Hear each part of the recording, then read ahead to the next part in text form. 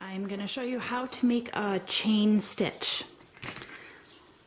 First thing you want to do is yarn over. Get a little closer. Yarn over. Your yarn over always comes from the back of the hook. And see how I'm hooking it around my hook. And then you turn your hook so it's pointing down. It's easier to get your hook through the loop when it's pointing down versus this way, because then you might hook it. Turn and pull through. Yarn over, hook your yarn and pull it through.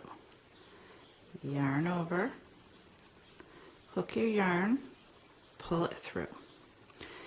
I hold my crochet work, hold my chains with my index finger and my thumb.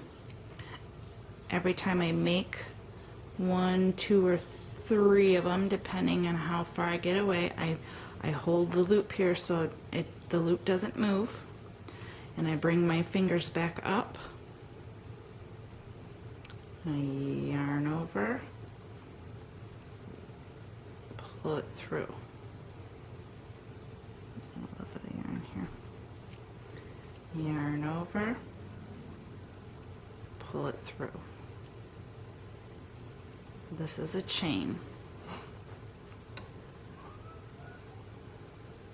You see that these are the V's. You'll see the V on top.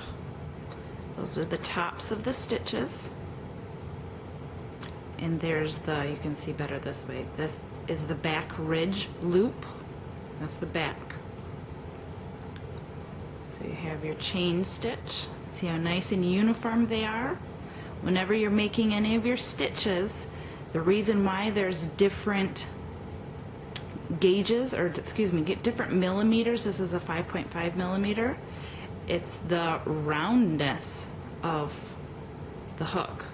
So whenever you make a stitch, you want to make sure the roundness, that your loop on your hook is approximately the same roundness as your hook. If I were to make it like this, well, then that's not going to give me the correct gauge. It's going to give me a looser chain, but it's not going to be a 5.5 millimeter chain. I'm pulling out my work.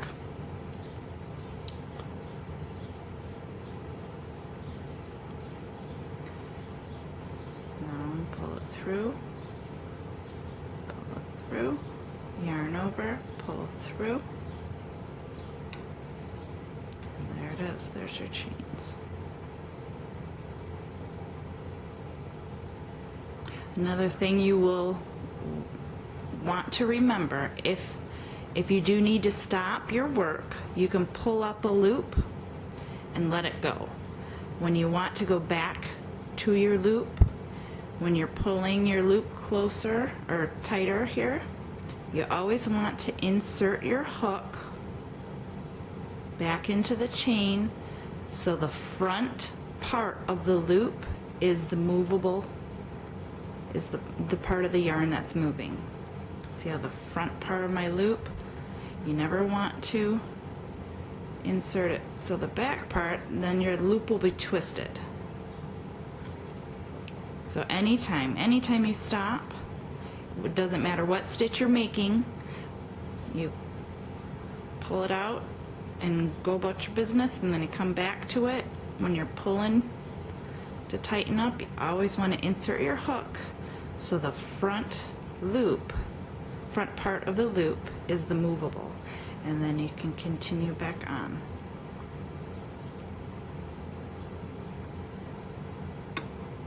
And that's it.